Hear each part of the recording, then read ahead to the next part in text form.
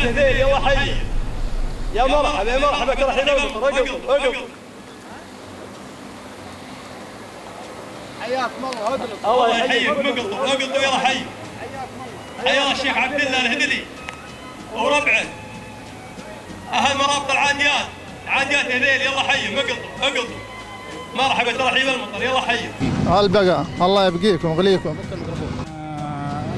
نلتقي بالاستاذ عبد الله بن عويضه الهذلي المشرف العام على مرابط الخيل العربيه الاصيله لقبيله هذيل. رحب بك استاذ. اهلا وسهلا ومرحبا.